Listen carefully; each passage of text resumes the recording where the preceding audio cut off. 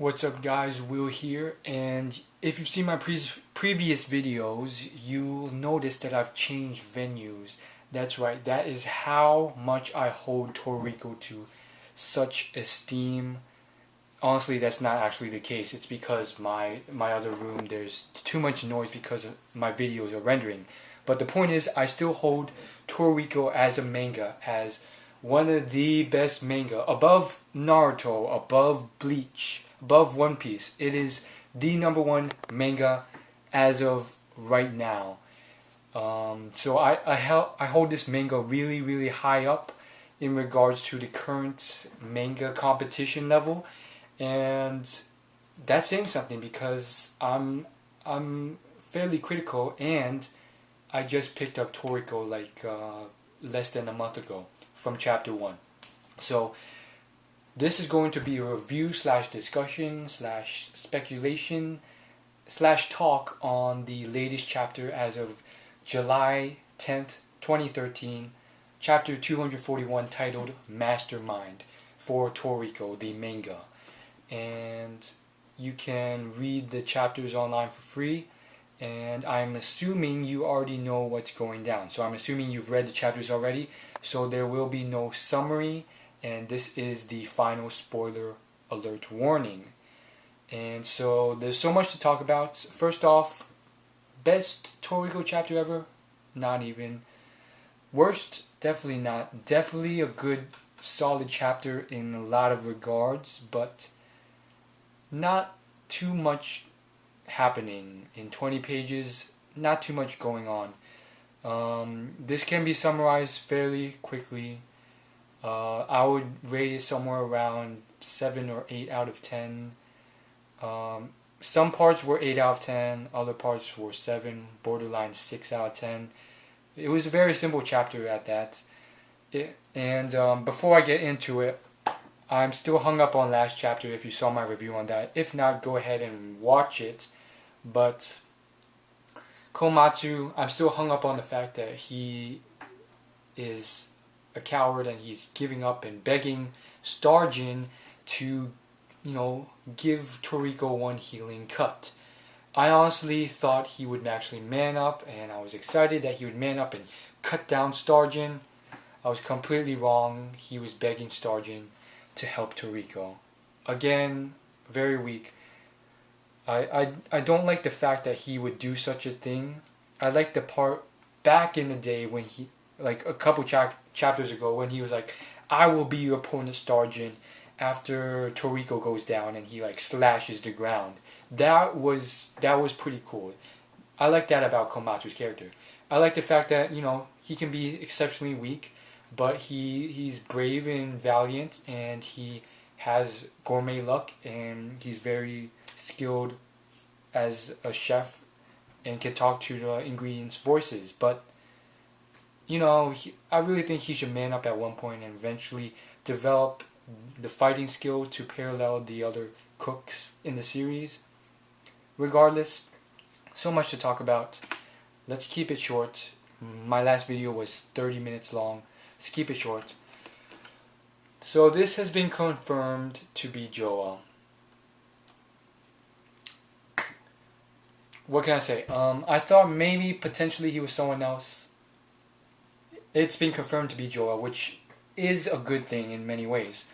First things first, the platform, the circular platform thing. It's like a hole, but then it shoots out stuff. Like the platform he's on is almost like a wormhole. Like he can control this wormhole that will allow him to levitate and shoot out capture level 298 monsters. That is crazy. We've never seen capture levels that high. I mean, technically we have, because we don't know the measurements, but this is the first time we've got a specific capture level above 100 with a specific, rating.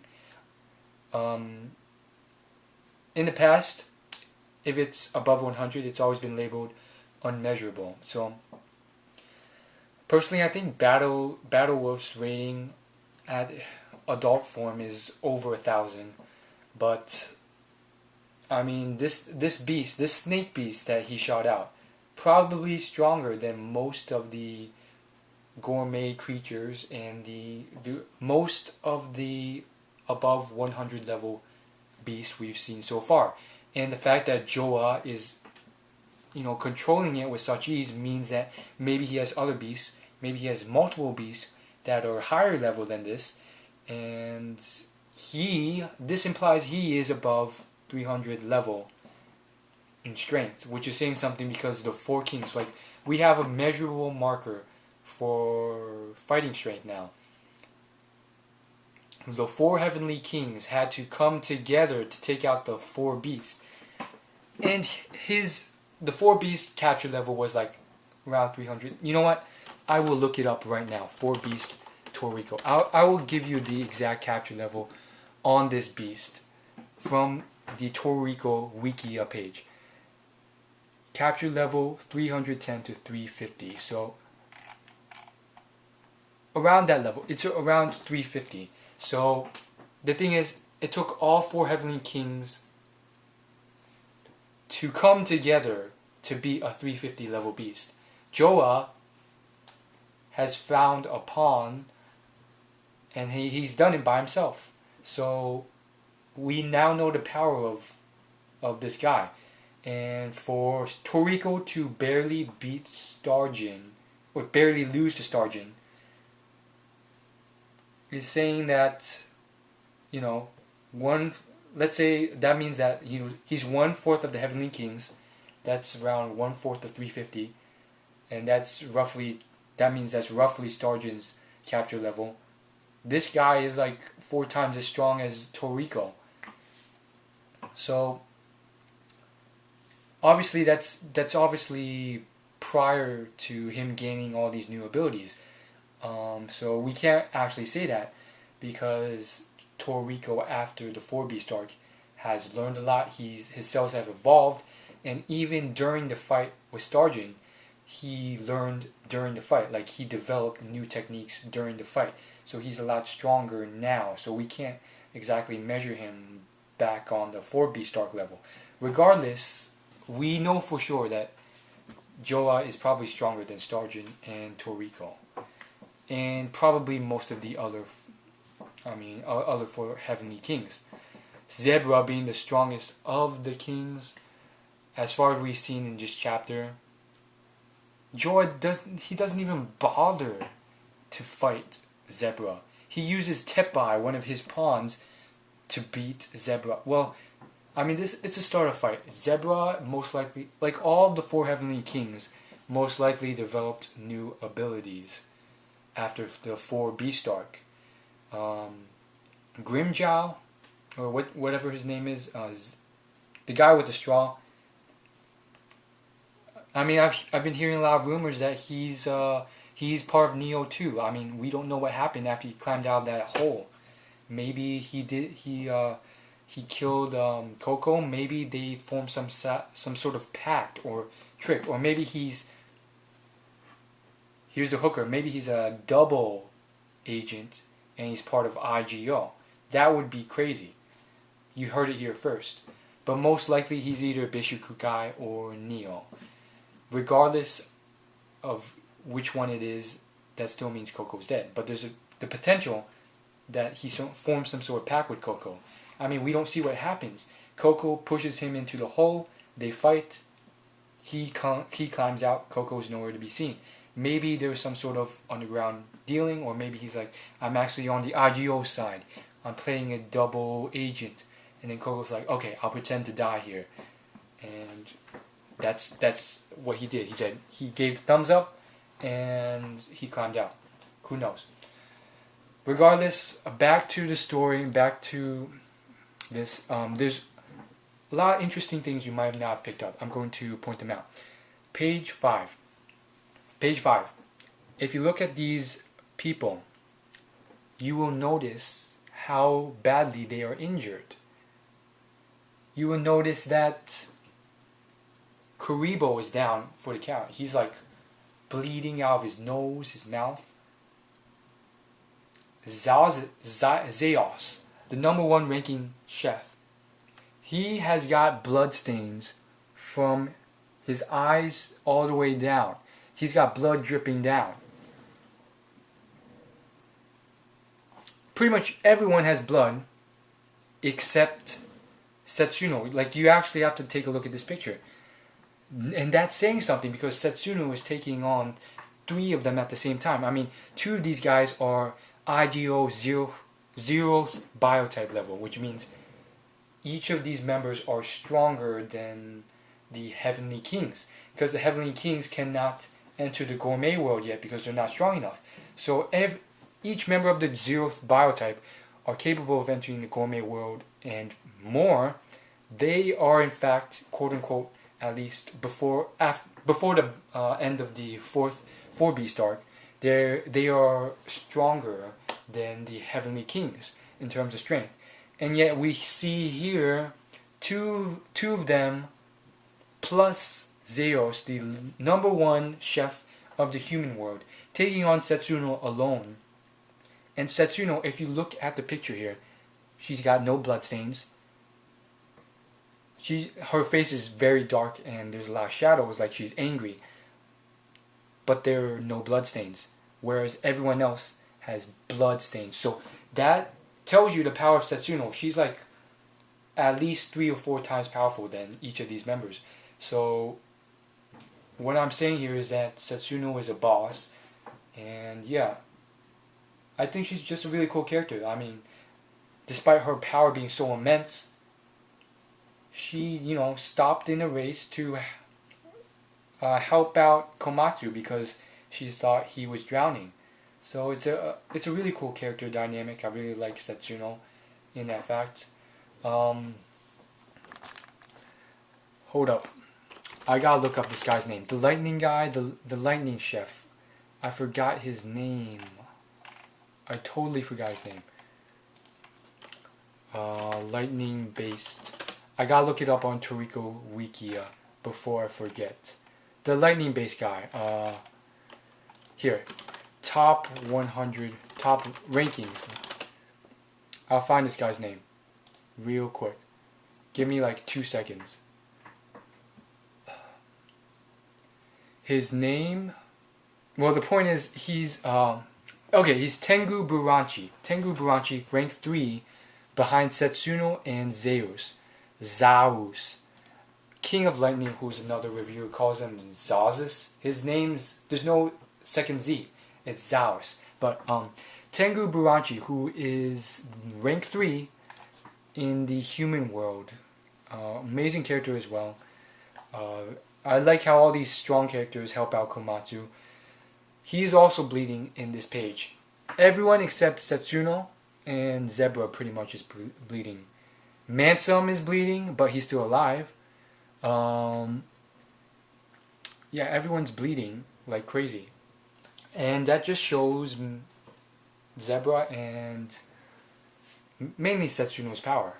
So she's taking on 3 of them. She hasn't sustained any injuries while the rest have. So that is saying something immensely. Despite Setsuno being rank 2 while Zeus is rank 1. So that's saying something. Obviously, it's because Setsuno, as she stated, was not there in most of her competitions. And that's why she lost out on a lot of cooking fests, because she couldn't attend. But let's move on to more important stuff. Joa comes in. He says this: life energy is savoriness, tasting scope. He uses this ability called tasting scope, and then you see like this huge galaxy. It's either a galaxy or the inner workings of his eye. If someone could clarify, that'd be great in the comments or whatever. It's either like a galaxy, because you see like stars in the center, then like black spaces in between, and then like little white orbs on the outside. So regardless, he uses this ability. We don't know what that is. It seems to be like a galaxy. Like a galaxy just appears. And then he says, I see there seems to be strong savory taste left, which means there still seems to be strong, powerful opponents left. And then he mentions, but the flavors are not good. Shall I change them? So he's pretty much saying like, he's going to do what he did to Tepai. and he proved this by saying, "Just like you, Teppai." So throughout the chapter, it's shown that Teppai is not with his own free will anymore. Joa mentions that, this is not the man you used to know. So, is this saying that this is a permanent thing? Most likely not. From what I've seen of Toriko and my manga intuition, the author's not gonna, leave Teppai like this forever. Eventually, he will be rescued and turned back to normal. But he's implying, like, this seems to be at least an intended permanent kind of thing. Like, you can't change back to your normal state after your flavor has changed. So maybe they will find some fix to this permanent change. Who knows? Anyhow, out of this... Okay, I just figured it out. So, on page 6, that galaxy thing was the platform he was standing on. It makes sense now. Because in the next panel, you see the snake come out of that platform, that galaxy thing. So, it seems to be some sort of wormhole. And through the wormhole, he rides this snake called Tokage with a capture level of 295. A phantom beast. And this snake is not normal because it can like turn into liquid or shadows on its own. So it's a legitly strong snake, probably one of the strongest we've seen in Toriko. And so next big thing I have to tell you is what happens with Neo. We see 3 more members of G7 coming out. So this is pretty crazy. First and foremost, you got Komatsu and his two past cooking buddies. One has joined Bishukukai, the other has been dragged into Neo. The thing is, Komatsu and his friend willingly joined their factions. This third guy, he has just found out that his boss is part of Neo. He never willingly joined anything. He's actually, like in this panel, we see he's quite shocked about all these people who are part of this new faction that he just discovered to be Neo. He never chose to join. He never even knew about this. Regardless, we now see G7 to be part of Neo as well.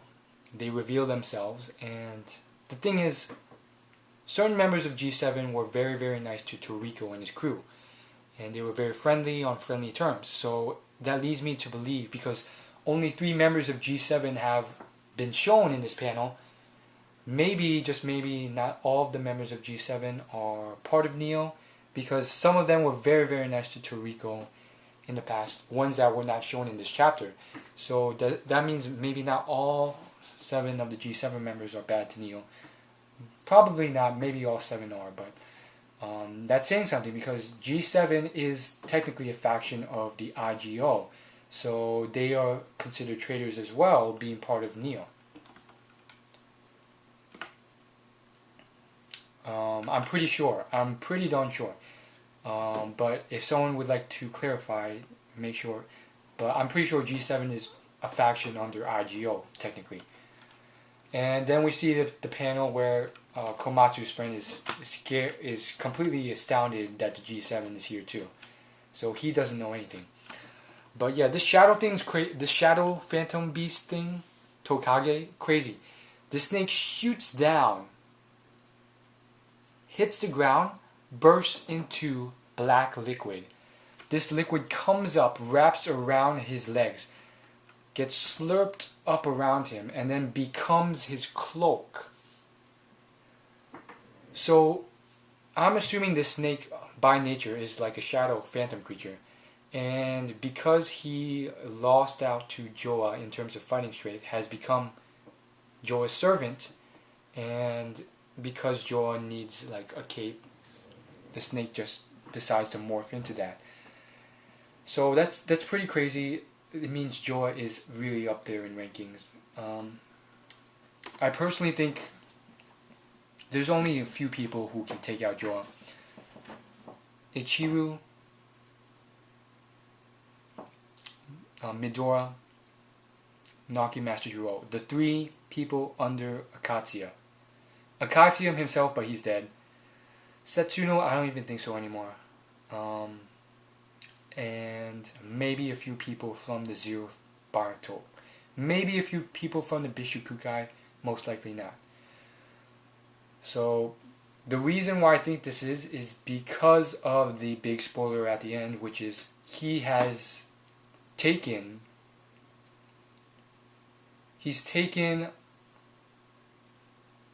this guy's sword. The number 1 chef of all time. He's taken this guy's knife, not sword. And to do that, you have to be one of the highest skilled people in Toriko to have that fighting capability. I'll elaborate into that more in detail later, but let's just move on to what's going on next, because it's just crazy.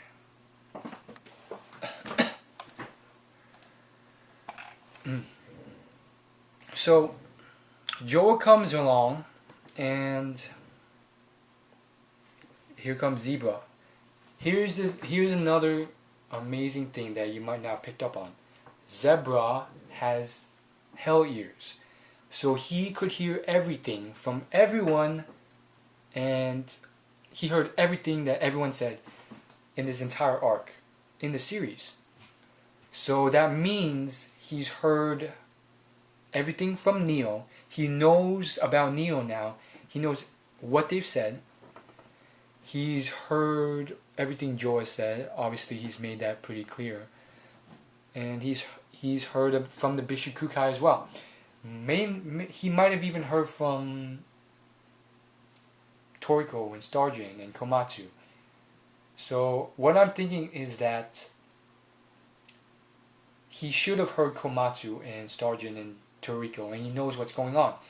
Because when Zebra was first introduced, like, Toriko and Komatsu were like, what, hundreds of kilometers away from Zebra, and Toriko just casually talked at a normal pace like this, if not softer, and Zebra heard and voice howled back.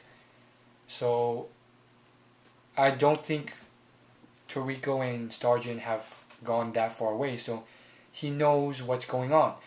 And the reason why he has not gone to protect Komatsu in any way should be because he's just preoccupied himself, despite Komatsu being in trouble. Preoccupied by stuff going on in front of him. Either that or the author forgot about this little plot hole and forgot that Zebra could do this.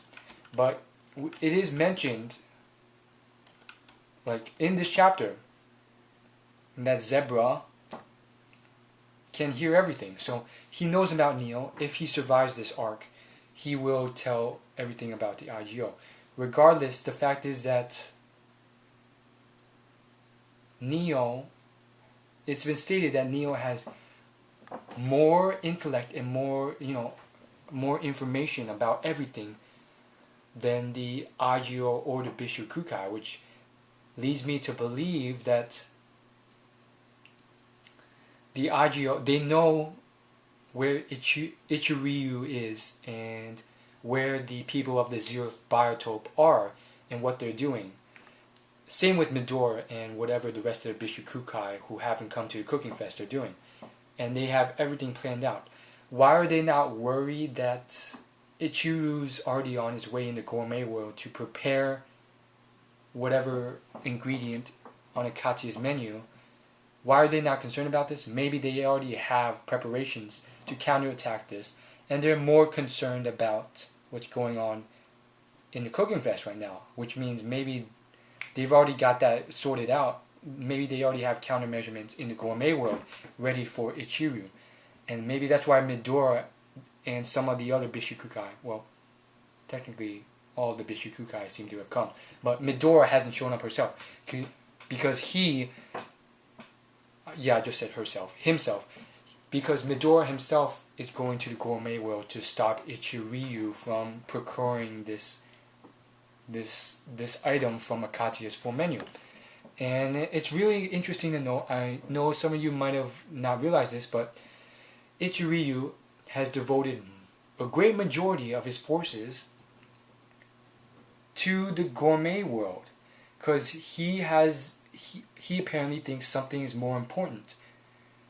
He thinks, he's only sent out two. Like, he was planning on sending out just one person, but just to be precautious, he sends out two people from like the dozens he has in his zeroth biotope group. He only sends out two. So the majority of his fighting force, his fighting power, is in the gourmet world. So he has put much more importance onto procuring whatever it is he's procuring in the gourmet world. And he's put that higher up than all this stuff in the cooking fest. Sure, he said out, he knew Setsuno would be there, and we know Setsuno is on good terms with the IGO. But still, that's saying something. Midora, it seems he sent his whole force for his whole Bishukukai to the cooking fest to get chefs. He has deemed that more important than what's going on in the gourmet world. Either that or he does not know what Ichiryu is doing. But then again, Midora has not come himself. Is that because he's doing more stuff in the gourmet world himself, like procuring big ingredients, or because he's setting out to stop Ichiryu? Ichiru. Oh my gosh, I need to look up the pronunciation.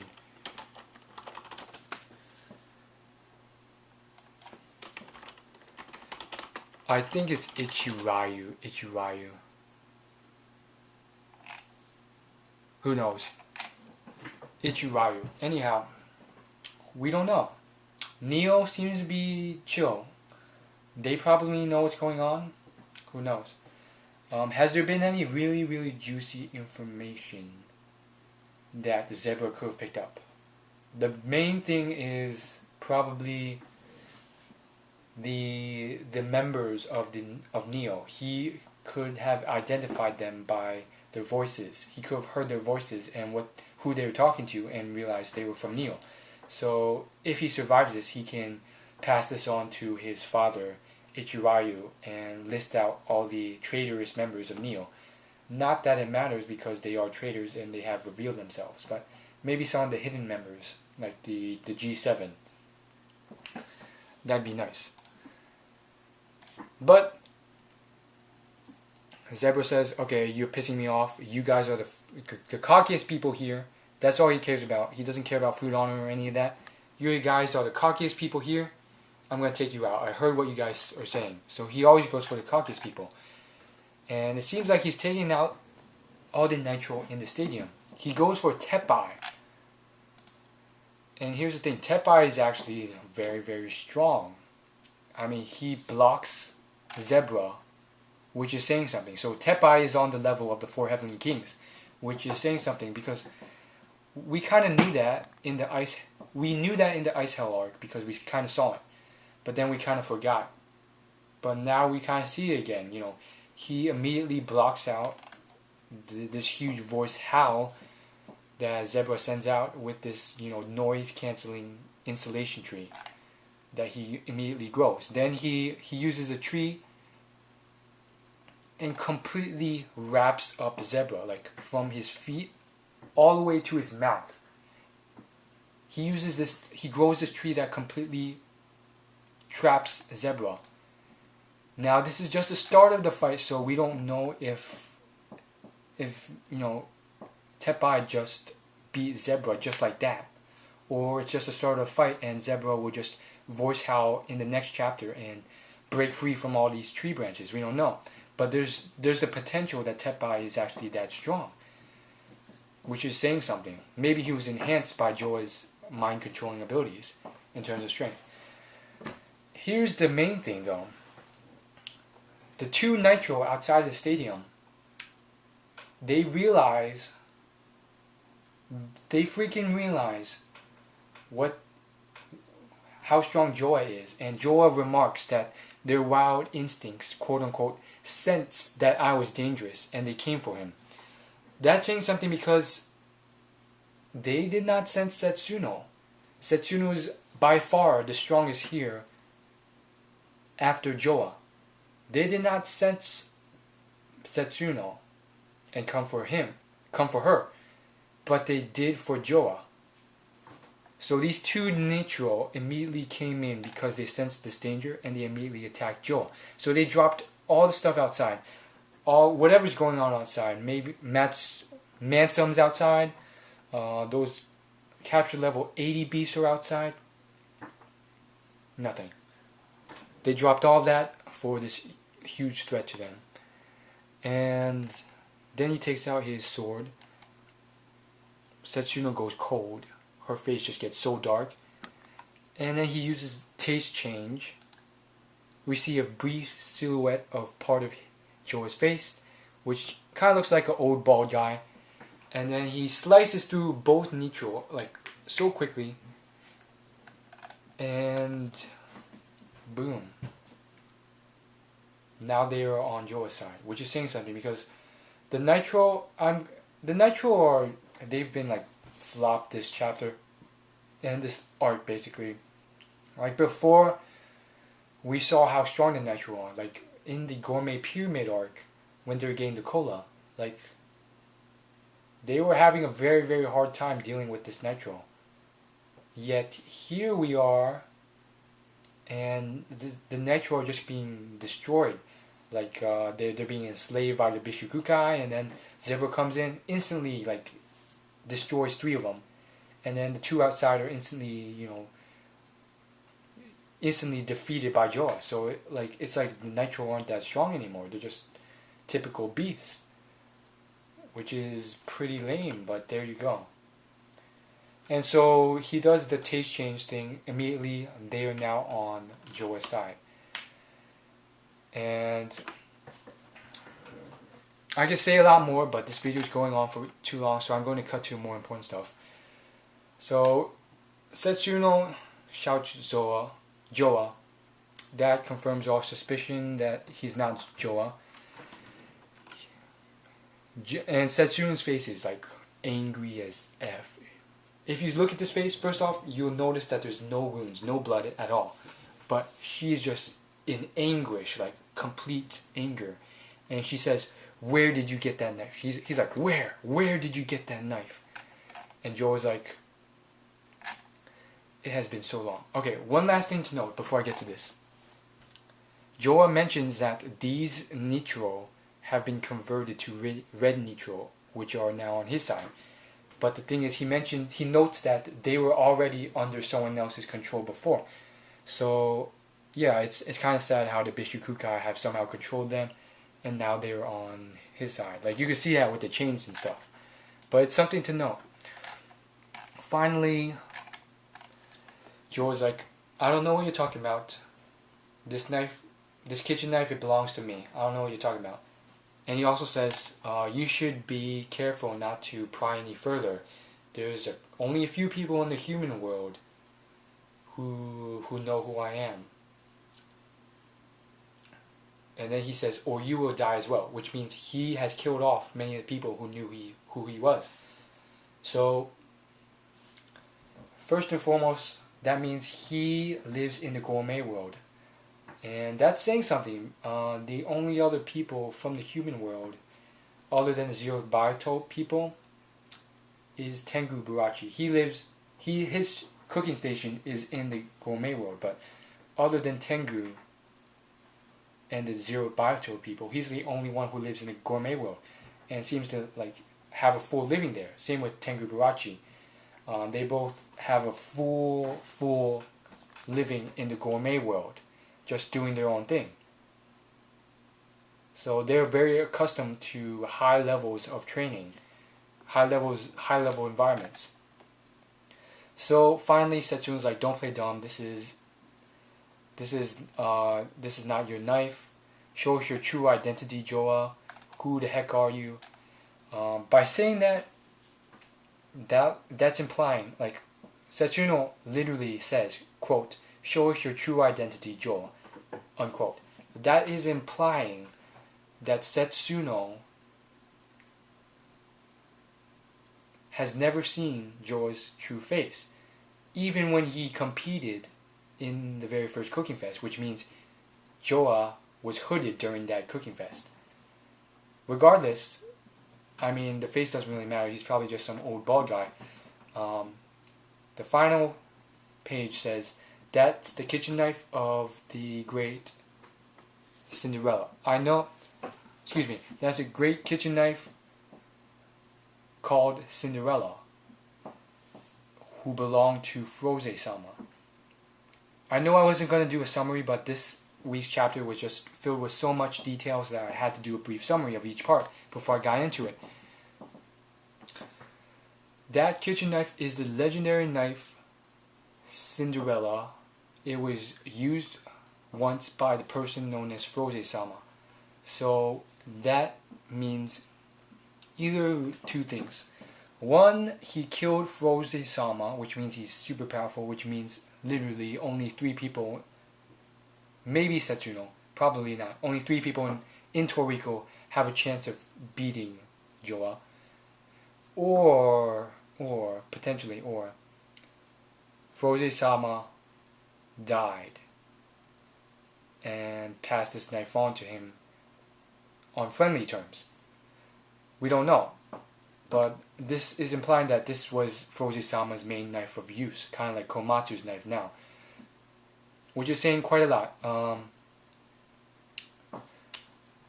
Frohze-sama, we've seen only 2 panels of Frohze-sama. I looked this up on Toriko Wikia. There's only been 2 panels referencing Frohze-sama and giving some sort of image of him in all of Toriko, all 200 chapters so far. Both of them showed silhouettes of a guy, an old guy with long gray hair. I guess the author changed it up, finally decided to reveal what Frohze-sama looked like, and here he is. We see him, and it is a girl. So, it looks a lot like a girl. By the eyes, the eyes are just too girly to be a man's eyes. So it's a girl. It's a very skinny girl, and I guess the author decided to change it up. So he's like, okay, I'm not gonna make Frohze-sama some old guy again. We've had enough of those. He's made it this girl, and so Frohze-sama is known as the god of all chefs. It's been mentioned that he is one of the few people who are on the highest level, who are comparable to Setsuno and a couple other people of the national gourmet treasure level. So Frohze-sama, being the god of all chefs, is stronger, implied to be stronger than Setsuno, which means potentially Joa is stronger than Frohze, who is much stronger than Setsuno, who is much stronger than all these weaklings at the stadium right now. So, man, Joa is probably on very high level. I suspect him to only be able to be defeated by Naki Master Juro, who is coming soon. He's coming to the stadium soon, so there is hope. Ichiryu and Midora, those are the only other people who have the potential of beating Joa right now. Maybe Setsuno, probably not. I mean, she's gourmet national treasure level, and if you look at it, I mean, Chinchin's a national treasure. He got owned by Chiyo, but then again, I mean, Setsuno's owning Chiyo and 3 other people. So, what can I say? I mean, Zaos beat Chiyo pretty quickly, but it was a sneak attack. Regardless, though, Chiyo was pretty fast. I'm just saying, Zaos is much stronger than Chiyo technically, because despite it being a sneak attack, I mean, Chiyo's pretty fast. She should expect everything. So, if Zaos is stronger than Chiyo, Setsuno is stronger than Zaos, then Joa is stronger than Setsuno, and Frohze is also stronger than Setsuno, and Joa is potentially stronger than Frohze-sama, the god of all chefs. So that's saying something. Now let me just look up real quick before I go. If you guys have actually stayed around for however long this is, and half an hour of me talking, my voice is hoarse. Thanks for watching, I guess. Let me just look up real quick. Frohze. Was he the... Yes, he formed a combo with Akatia, so... Okay, so it's changed completely. I remember seeing this page before this chapter. They've changed everything. All the pronouns referring to her as a him have been changed to her. So it's completely changed. Now, why I'm thinking Joy is so strong? Well, Frohze-sama formed a combo with Akatia. Akatia had 3 disciples. The 3 disciples right now are the strongest in the Toriko universe. Ichiryu, Midora, and Naki Master Jiro. That's been determined. I mean, Ichiryu took on that 13 Ren punch from Toriko and did not even react to it. So we're looking at the chef who formed a combo with Akatia. Akatia being stronger than all these 3 disciples combined. So we're looking at the best of all time here. If Jorah was able to defeat that, maybe it was because Frohze-sama was old or about to die. Or maybe she was tricked. Who knows? Regardless, we'll have to find out next week. Thanks for watching this whole thing. I'm sure it was more in depth and meatier than most reviews out there. I didn't mean to spend so much time talking. I wasn't expecting to talk this long, and now I'm going to lose my voice. I've been doing I've already done 4 or 5 of these 30-minute rants on so many manga. But it'd really help if you would subscribe. This is kind of like a taste test. I just started a couple of days ago on these reviews. So my channel only has 2 subscribers. I actually just got a 3rd subscriber after spreading the word about my channel on Reddit a little bit. But it's a little taste test.